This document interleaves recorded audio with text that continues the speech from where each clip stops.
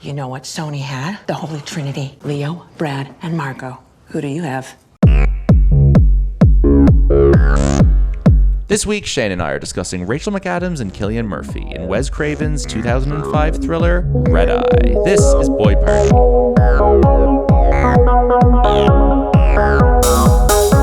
So what is it that you do?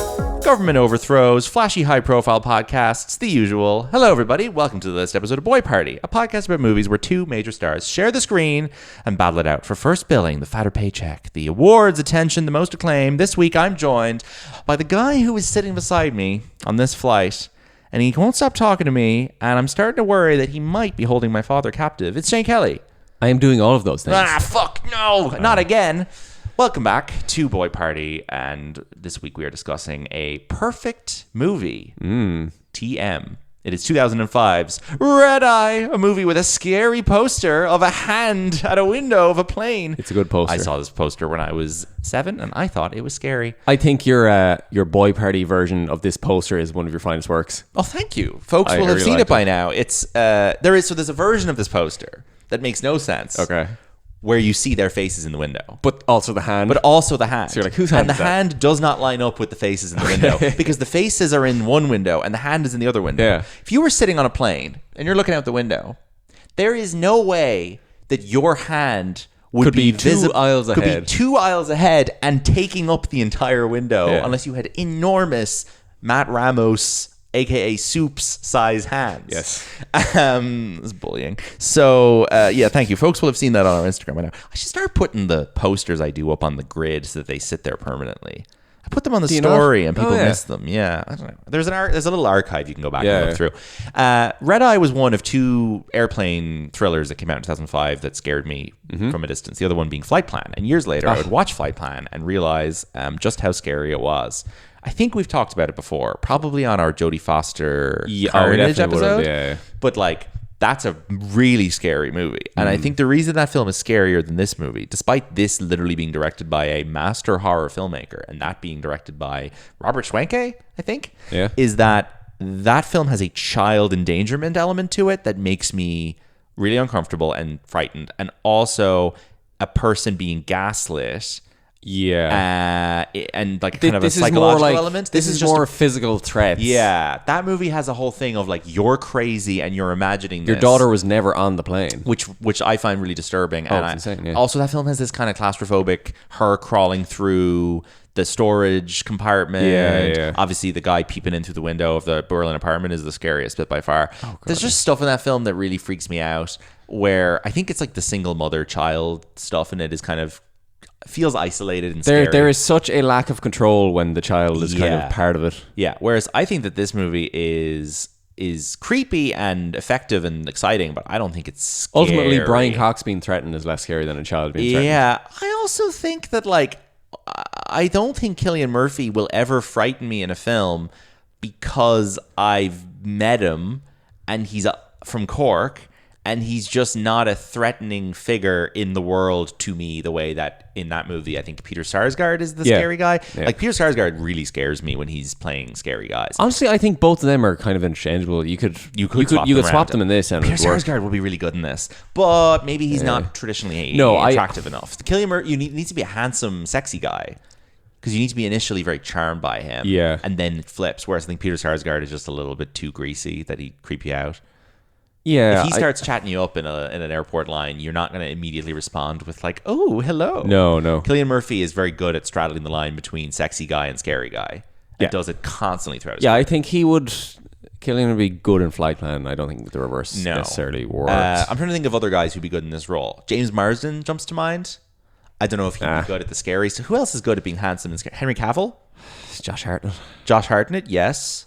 I mean, ultimately this film has a bit of a M. Night Shyamalan trap thing going on, which is why I like it so much. I think this is probably better than any M. Night Shyamalan film, to be honest. I think this film succeeds at absolutely everything it's doing, which is something that M. Night Shyamalan films almost compulsively refuse to do. I think this has a touch of the Shyamalan problems where it gets away from kind of the main appeal of it a little bit towards the end. Yes. I mean, do you mean the fact that the film is paced weirdly, that they get off the plane 55% of the way I think in? there's a bit too much fighting in the house at the end. Yeah, but that fighting in the house at the end is only about 8 minutes. Is it? It's just that the film is so short that it feels like a big chunk of it. I think They are on the plane for a very short Brian amount of Cox time. gets knocked out like 10 minutes before the end of the film. It's really, the film is so short. This film is about an hour and 15 minutes before credits. Yeah. It's basically the length of a lengthy HBO It is episode. less than an episode of Columbo. Yeah, it's like a pilot for a TV show length, and Yeah. it's really great how much he packs into that. But you're right in the sense that, like, if you sit down to watch a 75-minute film about an airplane, you're probably not expecting to get off that airplane until the final 5 minutes. Flight Plan, they don't get off the airplane, But like until they the don't very get end. on for about half an hour. Well, they don't get on for about 20 minutes. You're right, but like Flight Plan, I don't think. They don't get off the airplane until the very end of that movie. No, and no. It nonstop. ends with an explosion. At the Yeah, end. nonstop. They don't. Neeson is on that plane, I think, for pretty much the whole movie. Nonstop is not effective to me as a thriller suspense movie, but it is pretty good as an action running around film. I just don't think Nonstop is ever suspenseful the way that this is. That's something we don't really talk about on this podcast, is the genre of the suspense film. Yeah. Which is something that exists kind of in between thriller and horror that only really Hitchcock and M. Night Shyamalan and a couple of other people kind of operate in that space, where you're like, it's not going to get that violent. It's not going to get too horror-y, but it is creating a sense of dread that's going to consume you for the length of the film. Yeah. And there's only a few directors who are really good at doing that. And I think that based on the one film of his I've seen, Wes Craven seems to be one of those guys. I have seen a second Wes Craven film. No way. Yeah. What is it? The House at the End of the Lane, or You would be The House referring, on the Left You would be or referring something. to The Last House on the Left. The Last House on from the Left. 1972. Is that his first film? That is an early one for him. Yeah. Am I guessing that a current or former woman you were dating put this on for you once? Yes. I would guess so, because why else would you watch a 70s film that I haven't seen? It was this was me This is trying his first to film, display interest by Sure. copying what they were watching. Very good. First film he made, you're right. His second film has a really cool title. Okay, so the tagline is, what happens when a brother and a sister break the ultimate taboo? Ugh. Sorry, the Last House on the Left Yeah, is like really scary. horrific, like abducting 3 girls. There's a remake with, is there a remake with? No, there isn't. There's There's a movie. fucking, I think there's chainsaws, and then they're like chasing them through the woods, Yeah, and his it movies gets are scary. Oh. So his second movie, anyway, that's weird tagline implying incest, is called The Fireworks Woman. Okay. No apostrophe. The Fireworks Woman. And then he made The Hills Have Eyes, Stranger in Our House, also known as Summer of Fear. Now, folks, if you haven't picked up from the last 80 episodes of the show, I'm not a big fan of the old horror films. I don't watch them. About the scariest films I'm willing to watch are the work Who Be of... Halloween. Yeah, Who Be Halloween. The films of M. Night Shyamalan and the films of Jordan Peele are basically the only... I have seen John Carpenter's Halloween. Yep. I have seen... What other horror films have I watched?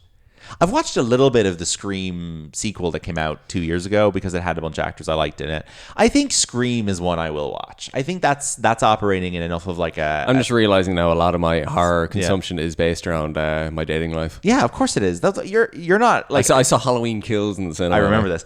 You may very well get into horror if you watched more horror, but unfortunately I think living with me has not given you an opportunity to get into horror because I'm not putting horror No, films on. I think maybe some of my not aversion to horror, but like lack of interest is when I see people who really like horror talk about horror. The way they describe it and the things they like about Yeah. it don't Sure. appeal to me, I guess.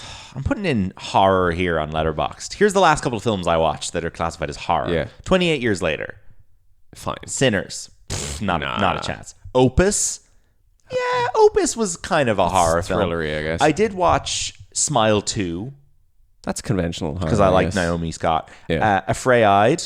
That's not a horror film. That's fucking Quibi shit. Quiet Place movies. The Watchers that Shyamalan's daughter made. That is a horror film. I did skip some of that because it was scaring me. That was absolutely appalling.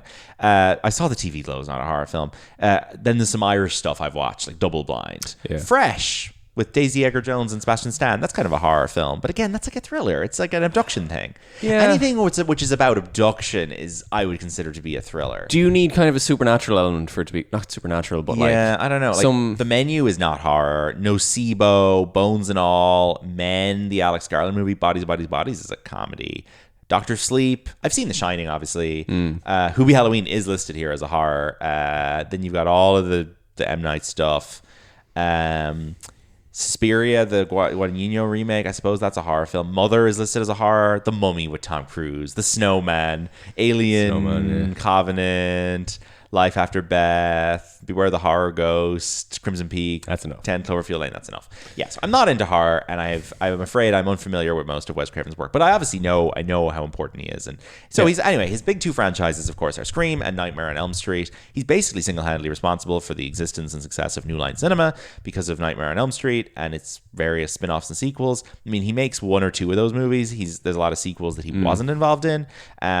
His final kind of run of films before he dies is Scream 2, Scream 3, Cursed, Red Eye, My Soul to Take, which is like a bullying thing, I think, from 2010. And then his final movie in 2011 is Scream 4. So he made the first 4 Screams, and then he dies in 2015. So he's like pumping out very consistently popular horror with the odd kind of comedy or thriller twist thrown in for many decades, and he's a huge figure in the horror world, and people idolize him and love him, and I wish I had seen more of his films, but I'm too much of a scaredy cat, which is why I'm gonna... This is probably one of the more rare occasions where you get like big stars willing to be in kind of an almost straight up horror. Yeah, sure. I mean, Red Eye, thriller, like. Yeah, sure. I mean, I think these are like the exact level of stars you're going to get in a movie like this in 2005. Yeah, so. I mean, Cillian Murphy's 2005 is a big year. Batman Begins for a fantastic actor. You've got Batman Begins, Breakfast on Pluto, and Red Eye. One of the great same year as Breakfast on Pluto. I always think that's earlier. One of the greatest little kind of concentrations of great performances of any leading man. Yeah. Like Cillian Murphy's sort of Irish phase of Disco Pigs and Intermission, we were kind of past that. Phasing out of it, yeah. He's obviously in that John Carney movie, which none of us have seen, On the Edge, which is an interesting one. I must fill in that gap someday. Cold Mountain, Girl with a Pearl Earring. But then the three leading, or not leading, but like big roles in 05 are Batman, Red Eye, and Breakfast on Pluto. Yeah. He auditions for Batman for Bruce Wayne. As Batman, yeah. And then he gets cast as Jonathan Crane, the Scarecrow. I think he's fine in Batman Begins. I think Batman Begins is like not an amazing film. He's like a little bit too interesting to be Batman. He's way too interesting to be Batman. Yeah. There's no way you could cast Cillian Murphy as Batman. He's got far too much character in his face. Like Pattinson is almost too interesting to be Batman. But I think he's bad in Batman. No, he is bad at Batman. He's bad in But Batman. that's because that film is badly directed. Like I don't think Pattinson ultimately was a bad choice to play Batman. I just don't think he works in that Like film. you give Batman the character gets there's no way to use Pattinson in an interesting way not if you're at all. restricted to Batman. No, I think that, I think Michael Keaton and Christian Bale and Ben Affleck are the right level of interesting to be Batman. Yeah, but the Michael Keaton thing gets into it's in What a weird freak, like what a sicko. Why is he dressing up and in you have these Jack outfits? Nicholson the other side of him doing his silly it's a mafia thing. We rather talked than about it on Triple yeah, Frontier. We did. I think Ben Affleck is the best type of Batman for the 2020s. I think that he is the kind of rich guy that I can find sympathetic because he's this kind of like divorced dad loser vibe going on. Yeah. Ben Affleck's a good choice for Batman. Whether those films are good is up to each individual to decide. But he's a lock for something positive there. Yeah, but in 05 anyway, Cillian Murphy's suddenly everywhere, and I'm a child who's very aware of Cillian Murphy as an Irish actor that my parents like and respect and think is good, and is also suddenly in these huge movies. Red Eye and Batman Begins both being pushed on me as like, he's pretty scary. Like, look at him. He's wearing a scary mask in Batman, and then he's a scary guy in the movie with the hand on the window of the airplane, and I'm like, ugh, Cillian Murphy. And then you've got Breakfast on Pluto where he's like playing a woman, which is just kind of further adding to the sense of him as this kind of like weird, hard to pin down persona. You're like, so he's playing a trans woman, a serial killer, a psychopathic Batman villain. Like, this guy is not normal. What's the base level of this guy? Like, you're not really seeing it, I suppose. But we do get that soon after with When the Shakes the Barley, in which he is basically just playing the like beautiful, heroic Irish revolutionary. And then Sunshine is not a very interesting film to me. I'm so sorry to our listeners who probably consider that to be a 5-star masterpiece. I'm just not into it. And then Watching the Detectives is this hilarious Lucy Liu rom-com that we talked about on our Ballistic episode.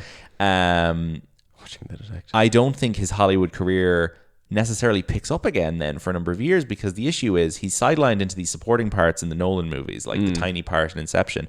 He's got shitty roles in Time and Tron Legacy that do nothing for him. And Transcendence, those are three not great sci-fi films of various to various three degrees films are not progressing your career at all. in which he is playing just various versions of nasty tech company man. And like, I don't know why he's taking those parts.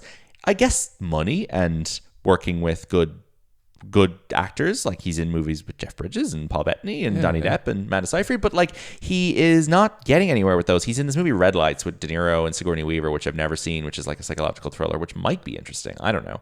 And then he plays like a weird teacher in Broken, the Marco Rowe thing, which is kind of interesting. He doesn't seem to do a lot of just straight drama.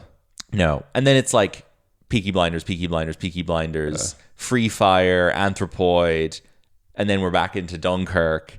Like, that's getting... Does Cillian Murphy need Christopher Nolan to be a star? I think, like, unfortunately, 100% he does. There's no other filmmaker in that entire period from the 2005 who through to really unlock anything in him. No, nobody... Neil Jordan worked with him once, but, like, nobody in Hollywood is like, Cillian Murphy would be an interesting... Are they confused by him? Yeah, he'd be an interesting choice now for this. Like, why don't I put him in this? Whereas post Oppenheimer, suddenly everyone's got ideas for what to do with Cillian Murphy. We should put him in this Damien Chazelle thing with Daniel Craig. It's like, why was he not getting offered the role in The Girl with the Dragon Tattoo in 2011? Why was he not getting offered any of these parts that were going to... I mean, I know he's not interchangeable with these guys, but there are roles played by Josh Brolin, Matt Damon, and people like that could have gone to Cillian Murphy. Yeah. I can't make a full list of what roles Cillian Murphy should or would have gotten during the 2010s, but I just think there is a decade wasted. Given the stuff he is accepting to do, surely like, he's obviously happy better to be, stuff is being offered. Like, he obviously says yes to Transcendence because Nolan's the producer. Better stuff isn't being offered. Sure, yeah, but like, if he's doing those sloppy blockbusters, there were better sloppy blockbusters he could have done. But he's obviously not being approached for them. Yeah, if he's willing to do that kind of is his role stuff. in Inception boring and actually ruins people's perception of him for a while, maybe, because his role in Inception is the dullest character in that film. He's a man so boring that his brain can be used as a location for action scenes. That's true, but again, he's very distinct looking. Yeah. And I think that should be... And his charm he can't dial into a traditional leading man charm the way that Ewan McGregor does. No. That's missing. He's too weird and unsettling to do, I'm just a nice man from Cork, the way that Ewan can do his Scottish accent and rock up in Salmon Fishing in the Yemen or Christopher Robin. I don't think you're going to get Cillian Murphy and Christopher Robin, unfortunately. He doesn't have that warmth. Honestly, honestly, the next Paddington. Like. I do think Cillian Murphy lacks warmth. In person as well as as in films, which is totally fine. And he seems like someone who's just kind of exhausted with the public's attention. Yeah, and like the time you interacted with him was kind of peak Oscar circuit, like, so he would have been. Yeah, I mean, I've interacted with him twice in the last 20 months and have not found him to be a warm presence. But he does seem, by all accounts, to be nice and do nice things when he wants to. Yeah. And he has made an effort to like get involved in things in Cork and support community efforts. And he's done a big thing to do with teaching ethics in schools that I think is fantastic. Like, he actually has channeled his energy into some really important things. I think he just has no interest in being like hyper friendly when he's doing publicity stuff, which is totally fine. Not someone you'd go and ask for an autograph off of. No, not at all. And now he's running a production company with Alan Maloney, and they have put out one film, Small Things Like These, and have Steve coming out in about 2 months on Netflix.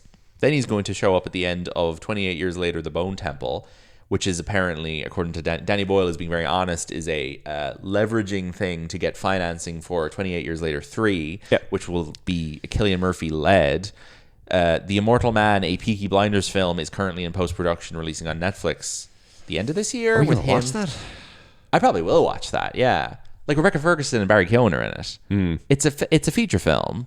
I've never watched a single episode of Peaky Blinders. It is funny that there's a whole... we probably said this in the first episode, but there's a whole... manosphere obsession with Cillian Murphy. Like, there's just a whole branch of society that views him as Tommy Shelby, and that's kind of it. So interesting, which is such a departure from his film persona or his personal persona. Is that maybe the Peaky Blinders thing is just his choice to not be in movies during the 2010s? Maybe, yeah. That he's just making a TV show that whole time. Many such cases. I mean, there's lots of actors who had movie star potential in the late 2000s, like John Hamm or Bryan Cranston or whoever, and they got sucked into television. I don't know. Steve Carell, guys like this. So we Probably got good, consistent work that he can fly over to England and shoot and come back to his family. Like we have at the bare minimum, we have Steve, 28 years, and the Peaky Blinders coming out in the next year and a half. Yeah. And then the only other things on the docket right now are a movie called Blood Runs Cold that he is also producing, which is a sort of a Killers of the Flower Moon type thing set in 1960s Pennsylvania coal mining town. No director attached. Could be good if there's a good filmmaker there. He's a good looking man for the mines.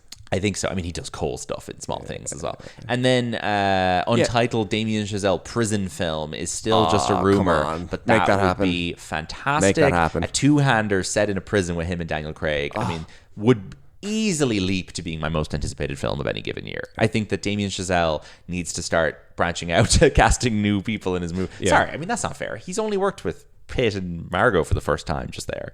But I do think that, like, I don't want him putting Ryan Gosling in any more movies. I want him to branch out. Daniel Craig and Cillian Murphy, the exact type of actors that is Gosling the only repeat offender apart from like J.K. Simmons?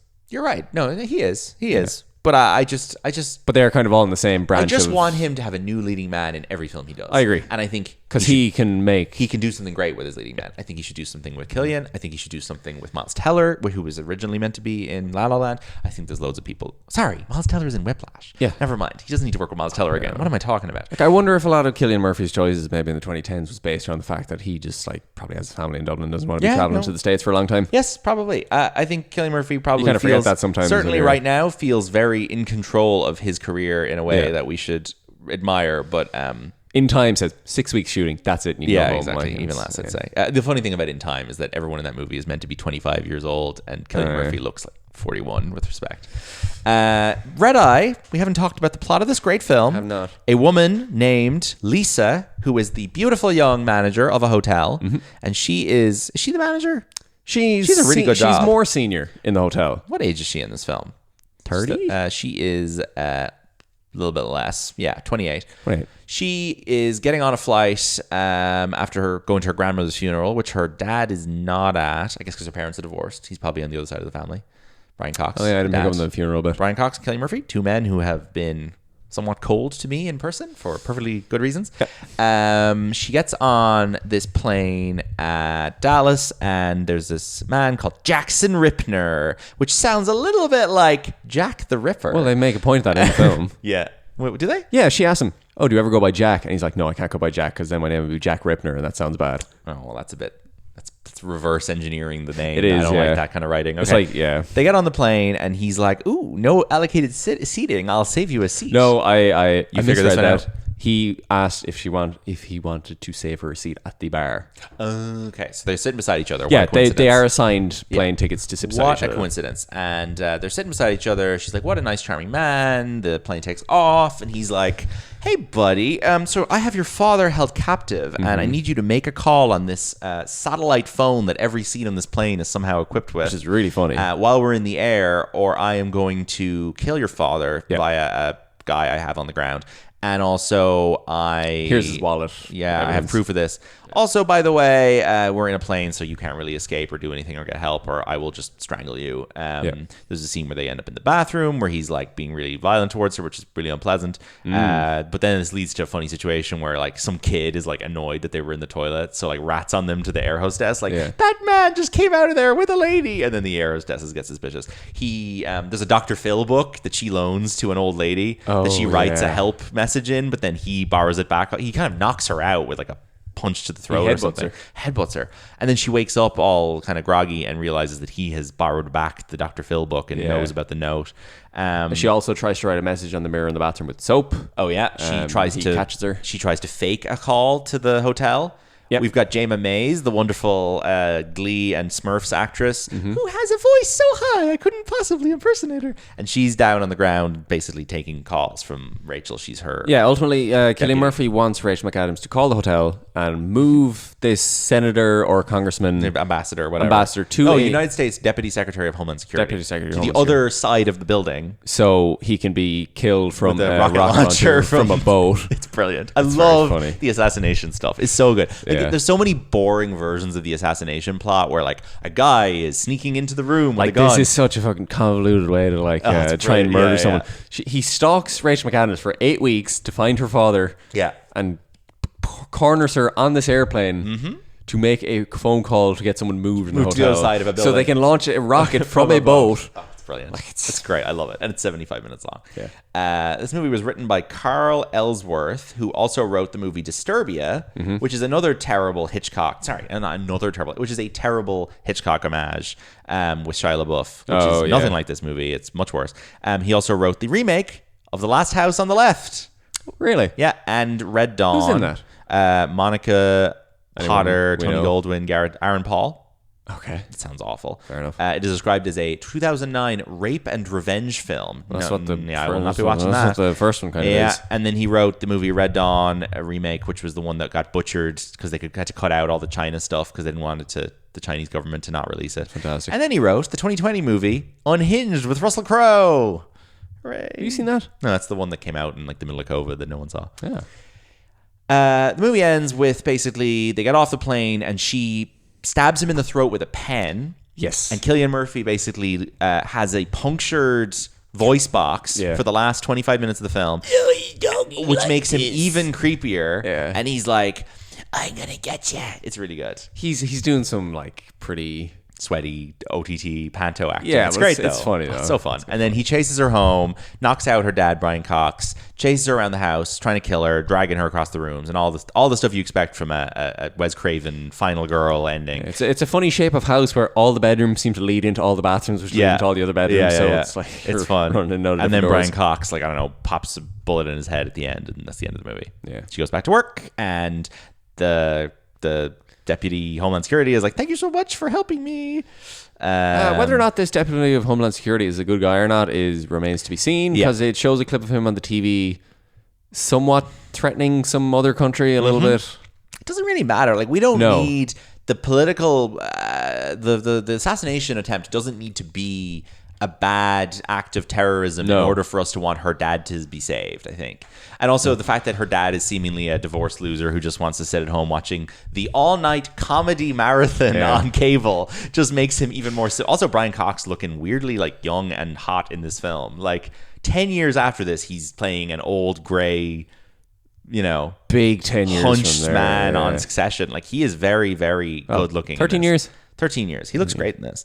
Makes him, I think, quite a you don't want him to get killed. Like, movie has a budget of $26 million and it makes 96.2. Banger, brilliant, fantastic. Fantastic. And I'm trying to think they pitched it originally as phone booth on a plane. Yeah, I mean, I personally am a big fan of the fact that they get off the plane. I think that the film having a bit of stuff before and after the plane makes it feel much faster. Yeah, paced. see, normally these plane films have another 20-minute kind of sequence in the middle where something new happens. Yes, this has not. We said this. This is not a 3-act movie. It has no second act. 2-act movie. Yeah. There is basically one long act from the start until they get off the plane, and the second act is everything after the plane. So it's sort of a 50-minute and then a 25-minute. Yeah, it's like a TV pilot that they're like, all right, fuck it, we'll stick 20 minutes on the end of this and just wrap it up. Now, Wikipedia is telling me that there is an extended version of the film with previously unused footage that was broadcast several times on the ABC television network. I would love to see that. And I would love to know, is the extra footage plane stuff or non-plane stuff? Yeah. I have a feeling that they might put in more Jayma Mays in the hotel shit. Just anti-comedy antics. Like, I think there very much could be another sequence on the airplane. Yeah, I'm sure there could be. Just more chasing around and stuff. Yeah, or someone else gets involved. There is another film compared to this that I forgot about, which is Carry On, which just came out last year, which is an airport, but does have there's a guy, he needs you to do a thing, let a package through. Oh, it's Jason Bateman. Yeah. I'm following you around because I need you to do a thing for me. Similar enough. This is much better, I think. Yeah, I've kind of forgotten about Carry On a little bit. Yeah. This film received an IFTA nomination, Best Actor for Cillian Murphy, MTV Movie Awards nomination, Best Performance for Rachel McAdams, and it won Best Thriller at the Teen Choice Awards. Nice. Ooh, can I find out what else was nominated that year? That might be harder than it sounds. The Teen Choice Awards does not seem like something that keeps a good record of their ceremony. So this would be the awards that took place in 2006. Wikipedia wouldn't be a No, location. I'm almost there. Let me see. Here we go. Okay. Red Eye wins Choice Movie Thriller, beats An American Haunting, Hostel, The Omen, Saw 2, and Silent Hill. Every single one of those is a horror film. Yeah. This is the only film there that I would say is actually a pure thriller. Well, fair play. That's the Teen Choice Awards. This film was shot by Robert Yeoman, who is one of Wes Anderson's main cinematographers. I think it looks fantastic. And I think the score is really good. And it's a score by Marco Beltrami, who's a composer I really like, who's very underrated. He does a lot of Mangold stuff. So he did The Wolverine and Logan. I think his score for The Wolverine is like one of the best comic book movie scores of the last 25 years. He also did the music for the Venom movies. He's done a lot of Wes Craven adjacent stuff. Ford v Ferrari. He does a lot of Mangold and whatever. But I think he's a really good composer. I think he's underrated. So shout out to him. He World War Z as well. I think that's everything about the film I want to say. So Rachel McAdams we can discuss now. We've never talked about her in the show before because she's a real kind of I'd say she is sort of the bare minimum of what qualifies as a movie star in the modern day, in that she is the co-lead or lead of several very well-liked films, but Hollywood has done her no favors. No. And she is someone who has struggled to maybe fit into a Hollywood system in which the types of films she would be great at starring in are no longer being made. Is there a gap there for leading men to be in movies with her? To be opposite? How old is she now? Is she? She's almost 50. Yeah. And I would say it's not the men that I would blame, or the lack of men. I would say the issue is that she became a star of romance movies. Yeah, and romance movies are kind of gone. Absolute tail end of when romance movies were being made. She was being slotted into a sort of Julia Roberts thing. I would say maybe Keira Knightley's a similar case to this. Yeah. Keira Knightley has a big run in the mid-2000s of romance movies, Atonement, Pride and Prejudice, Rachel McAdams, The Notebook, and The Family Stone. And both of these actresses are suddenly cut off where, oh, sorry, no more romance movies. Yeah, and as we said on the Dick episode, Kirsten Dunst is kind of a rare case of a woman in her 40s getting a kind of leading role that's not romance-based. Kirsten Dunst has this aura of cool around her because of the Sofia Coppola side of things that I think Rachel McAdams has unfortunately never gotten. Rachel McAdams has worked with great directors. She's worked with Terrence Malick and Woody Allen and all of these great filmmakers, but no auteur has ever given her a stamp of prestige like Kirsten Dunst. I'm sure we'll get to this in about 5 minutes, but does she have a TV show she has led, like a Fargo or a Mayor of True Easttown? Detective. She got True Detective. But she suffers because she's in the season of True Detective that nobody liked. Right. With kind of three wonky male co-leads as this part is of Vince Vaughn. This is the Vaughn, Colin Farrell, Taylor Kitsch season. Right. She deserved to be in a duo leading that show, not in a quartet. Like her and Colin Farrell, they're on their own. But they're not like her. Her and Colin Farrell aren't a duo on that show. Yeah. Her and Taylor Kitsch are a duo. Colin Farrell is off doing his own thing with a drinking problem. Vince Vaughn is like a mobster villain. This is a show I haven't seen for 10 years. Taylor Kitsch is unfortunately going to drag her down. Taylor Kitsch's character has a kind of a gay, closeted storyline. He's interesting. She is the least interesting character of those four. And I think it's really unfortunate because it's the only TV show she ever did. And it was like a perfect opportunity to be like, Colin Farrell and Rachel McAdams, go nuts. Yeah. And they were like, we're going to dilute it. We're going to go double. We're going to have 4 leads. And the marketing of that show, she wasn't really centered that much. And parts of that season of True Detective are phenomenal. I mean, there's an episode that John Crowley directed that's great. There's also an insane twist where Colin Farrell is shot dead at the end of the 3rd episode or 4th episode and is miraculously resurrected 2 episodes later. Okay. But you kind of think he's dead for an episode or 2. If I recall correctly, he's shot dead. This is exactly 10 years ago this show was on, July 2015. He gets shot dead by a guy in some sort of like owl mask. It's pretty cool. Anyway, Rachel McAdams doesn't really register in True Detective, which sucks. If she had been in the fucking first season of True Detective in the Michelle Monaghan role, I almost think she would have. I think Michelle Monaghan is currently in a better position in her career than Rachel McAdams is relative to where she was in 2005. Probably didn't have the peak. No, of course. But if you think of like Michelle Monaghan coming out of Mission 3, Gone Baby Gone, Kiss Kiss Bang Bang, the through line to being in White Lotus now is a bigger career boost over 20 years than Rachel McAdams going from being the lead in 3 or 4 huge hits to just kind of floundering now in the stuff that we'll get to in a moment. Like you'd almost kind of like her to go back into the Carla Gugino, Michelle Monaghan pool of leading of love interest actresses and just pop in something rather than this kind of awkward space she's in now where she is both a movie star and not a movie star at the same time. Yeah. She's not in many films, which I'm sure you'll be delighted to hear for getting through this conversation quickly. But like her filmography is like stunningly short. Yeah. Really, like she's big star within the first 4 movies. So she is in 1, 2, 3, 4 films. Her 4th film is The Hot Chick with Rob Schneider, where she is one of the beautiful women that surrounds him on the poster. A film I've never watched because it looks like a probable several hate crimes are committed in it, but I will check it out eventually. Mean Girls is her 5th feature film. She's Canadian, which I think is why she's like suddenly getting in stuff. Like she didn't have an American career build up. She's fine in Mean Girls. I have no real interest in Mean Girls. I guess the role she plays was the Renee Rapp role in the remake, which weirdly kind of is the lead.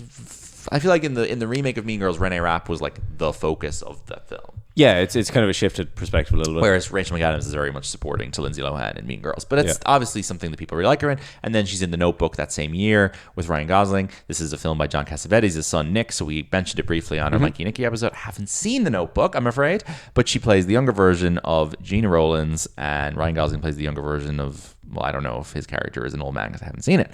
But people love that movie. I think the two of them are meant to have great chemistry in it, and obviously does a lot for both of their careers in the long run. She is the woman in Wedding Crashers, which is a huge hit and definitely probably cements her as being like, has a bit of a sense of humor and can stand her own with the boys. Yeah.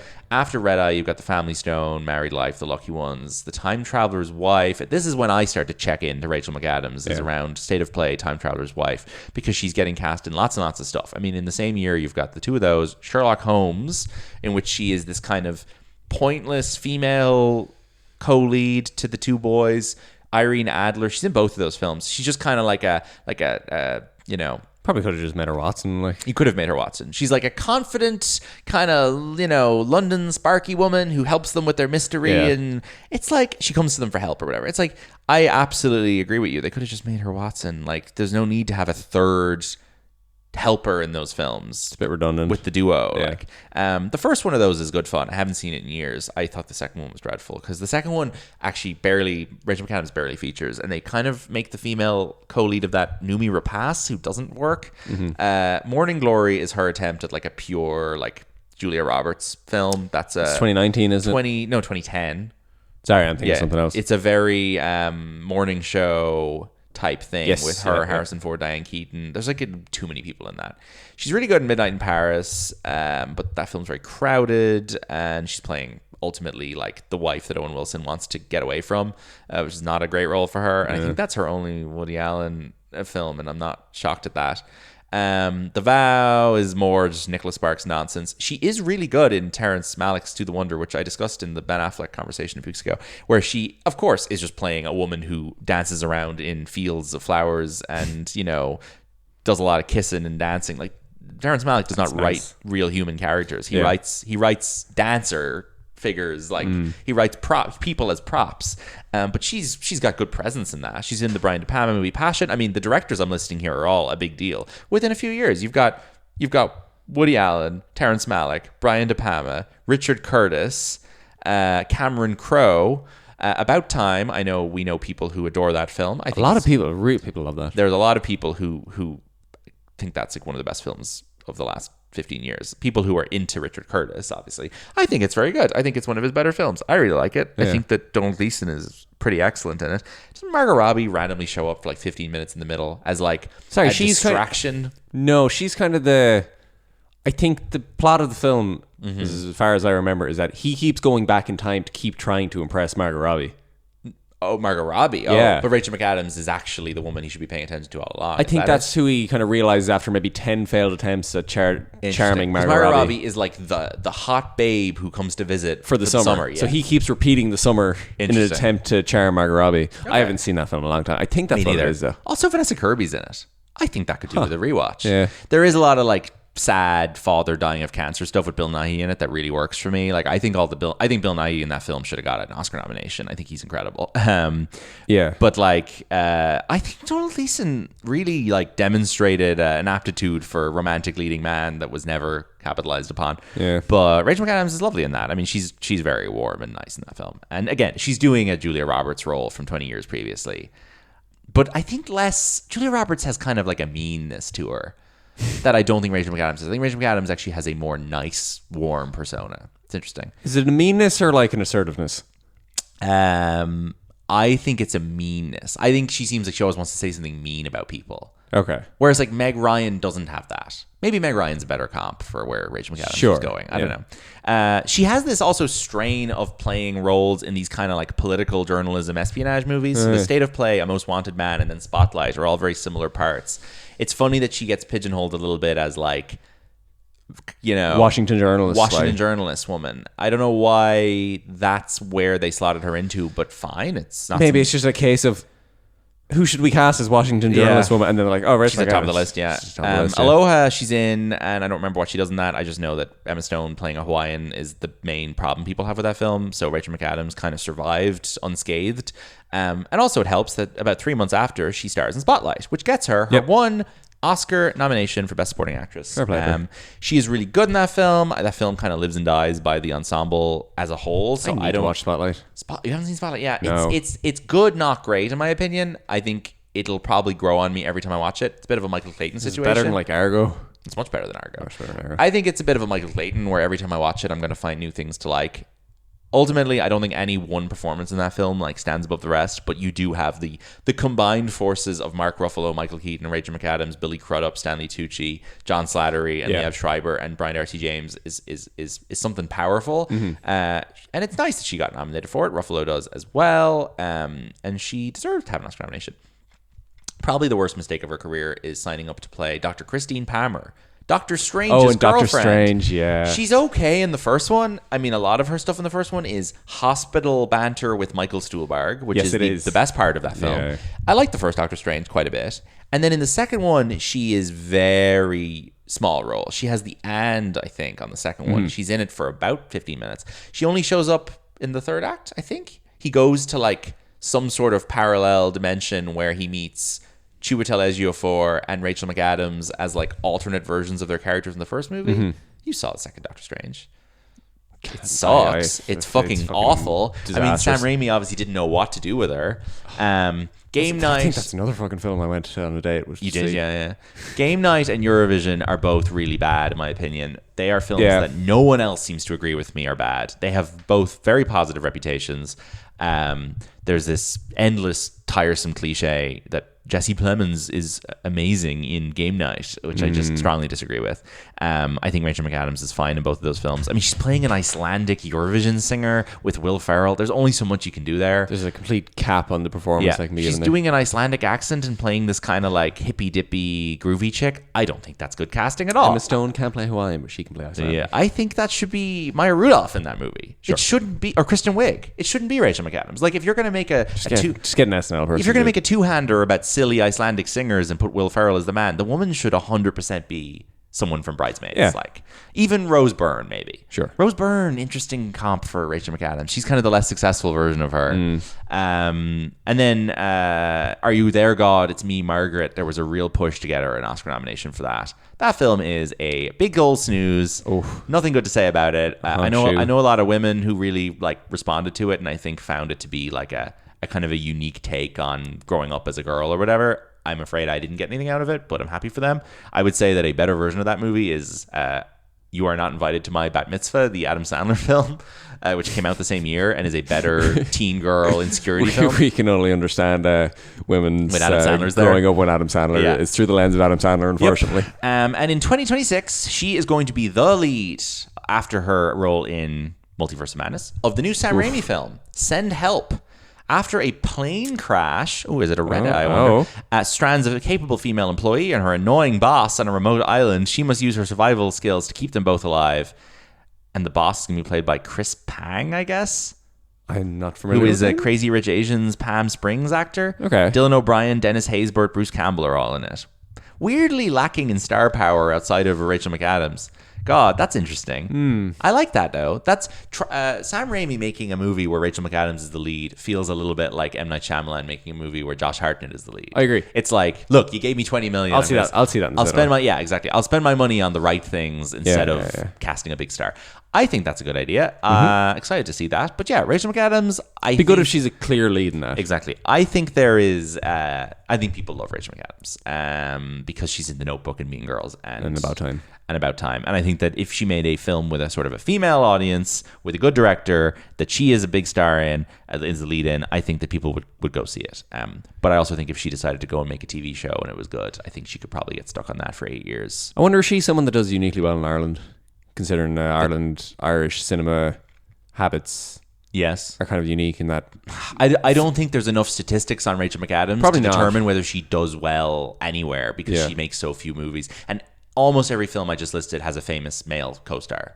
Like whether it's Harrison Ford, Russell Crowe, Robert Downey, Channing Tatum, Ben Affleck. Like the only movies she's in that don't have a famous man in them are the movies where she's playing one half of a lesbian affair with Noomi Rapace or Rachel Weisz. True. Anyway, Letterboxd top 4 game. This movie has 900 fans, which is a lot. Yeah, that's pretty good. Like it is one of these films that like if you love it, you probably love it. Like I mean, because it fucking rules in its class. Yeah. So let me pull up somebody who has this movie in their top 4.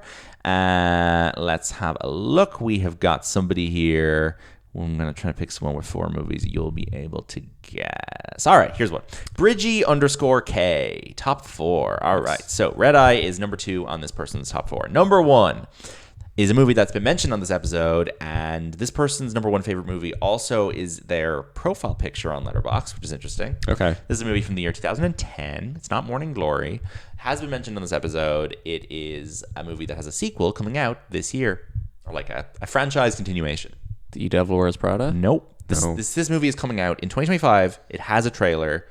It's a franchise continuation with 1 or 2 returning cast members, but a lot of new people. Ooh. I literally saw the trailer for the new one in cinema yesterday before Fantastic Four. Not Avatar. No, but you're right in terms of the genre and color scheme. Blue Smurfs. No, but it's very blue. It's very blue. This movie on this top 4, very blue poster, very blue movie. One of the bluest movies ever made. Something to do with the ocean? No. I would say this movie has more blue in it than Avatar does. It's like the bluest film ever made. Bluest film ever made. Yeah. Like there's literally like almost no colors except blue for the second 2/3 of this film. It's set in like a blue world where everything is blue. And I think the new movie is set in a red world where everything is red. Oh, Tron. Tron Legacy with Cillian Murphy is this person's favorite film, and her profile picture is Daft Punk in Tron Legacy. Weird. They make a cameo. All right. Red Eye number 2. Number 3 is a movie about planes, but not passenger planes. And is there planes in Tron? Maybe a little bit. No, there's no planes in Tron. Okay. They ride these racers. Sure. Little bikes. This movie is about planes, and it's fine, and it's classic about planes. Not passenger planes. Gun. Top Gun. First one? First one. The OG. 4th movie here is one of the most famous films ever made. It stars, it's a famous love story, historical love story. Titanic. Titanic. Well done. Yeah. So, the box office. Oh. For the week of Red Eye's release. This movie comes out August 19th, 2005. So 20 years this month. Mm-hmm. Very good. We timed that well.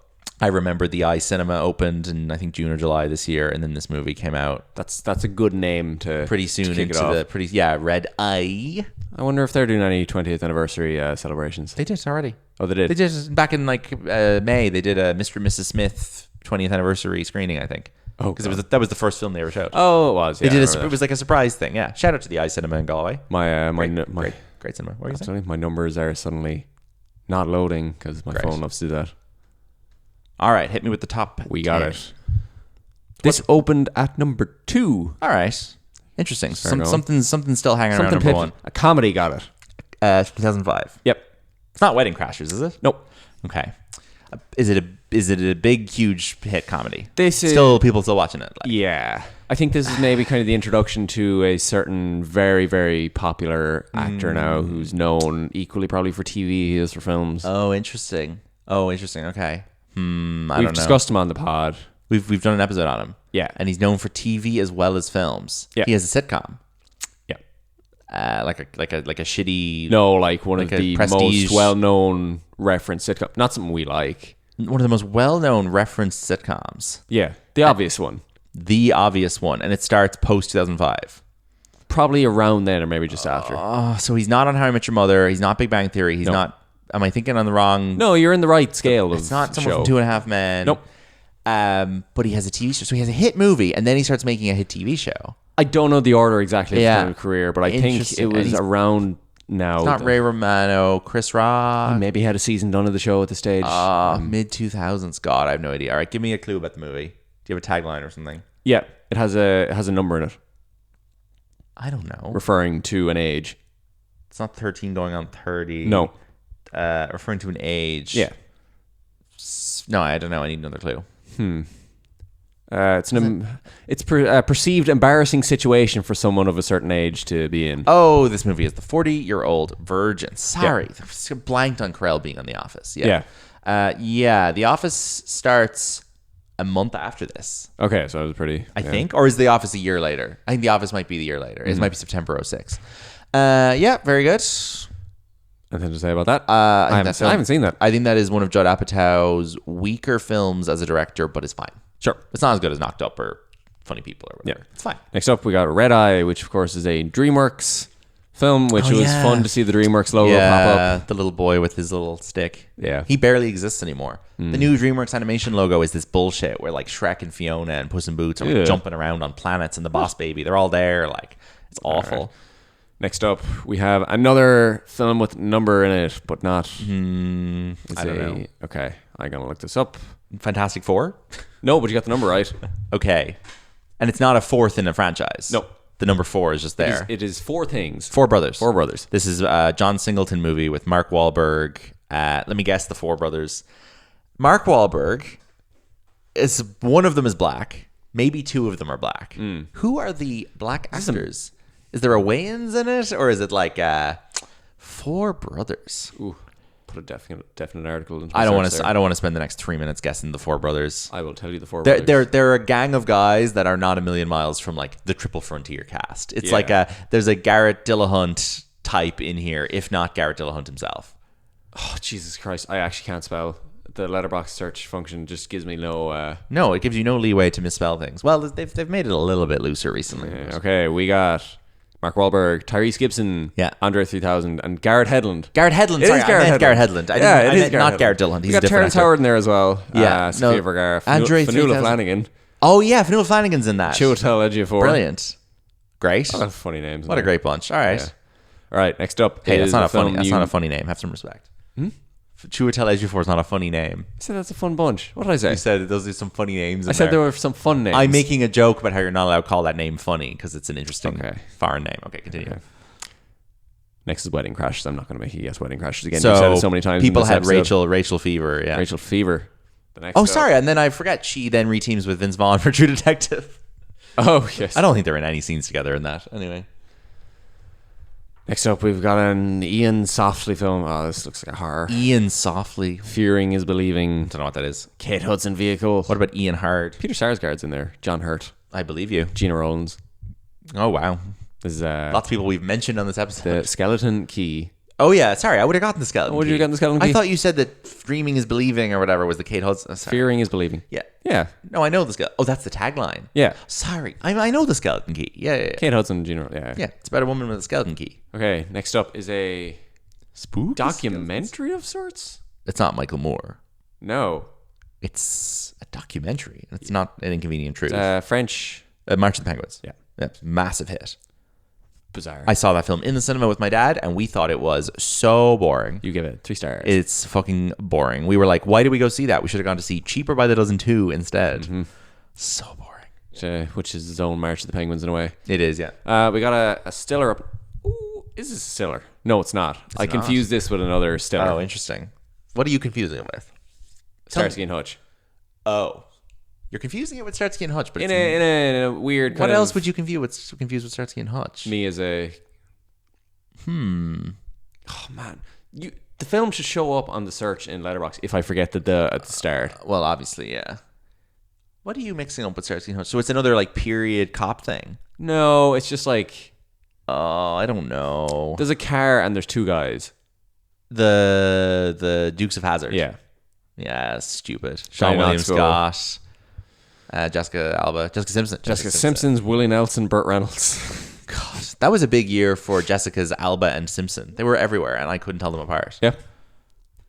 Next up. Where's Jessica Simpson now? Lord knows. I literally don't know where she is. We'll do an episode on her soon. Yeah, we will, yeah. Dukes of Hazzard episode. Okay, we've got a Gary Chapman animated film here. This has a bit of Queen's Corgi energy to it, I think. Oh, it's not open season.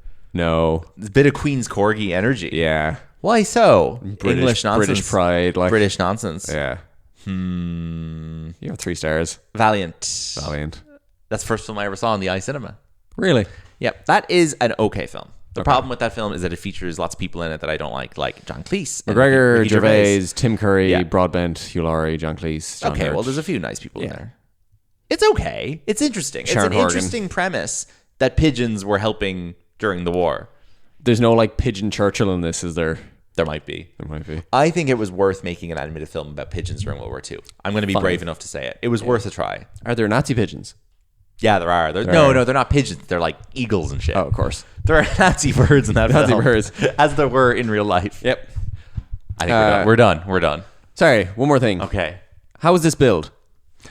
Yeah, we need to talk about that. This is billed. I can't remember what the title Rachel is. McAdams. It is Rachel first. Cillian Murphy. That is correct. Sure. Because Rachel McAdams is the lead protagonist of the film. Mm-hmm. And it was more of a lead at the time. I was more a lead at the time, just about. But yes, I mean, she is the protagonist, and he is the villain of the film. Do you think they were both first choices for this? I don't know. I would say that he was the first choice because his role is so well suited to him. Yeah. I don't know about her. Cillian Murphy commented on this film in 2024 and said, "I don't think it's a good movie." Fuck off, buddy. It's great. He said, generally, the ones I haven't seen or the ones I hear are not good. He says he didn't watch Red Eye. I don't think it's a good movie. It's a good B movie. He enjoyed working with Rachel McAdams. He said the duality of his character was interesting, that the nice guy and the bad guy, you could do that. That's the one thing that appealed to me. I love Rachel McAdams. We had fun making it. She said, the nicest people make the best villains. And we did crossword puzzles together on set. He said it was schlocky. But praise her performance. I mean, he's basically saying he hasn't seen it, but he's also talking shit about it. Why are you talking shit about Wes Craven in his movies? It's a terrible. What did you expect? You signed up to a Wes Craven film. Yeah, I don't understand. I mean, I think this movie's great, and if he watched it, he would agree. Mr. fucking small things like these, yeah, I know. All right, well, that's Red Eye. Thank you so much for tuning in, everybody. We will be back next week with another fantastic episode of Boy Party. You can visit boypartypod.com. You can check out our episode of Adam and Ben, where we talk about Happy Gilmore 2, which dropped a week and a half ago. Follow Boy Party Pod on Instagram and Blue Sky. We'll be back next week and get home safe from the airport. Please put on your seatbelts and put your tray table away. We're on a Red Eye and Bright Cox is held captive. All right, bye-bye.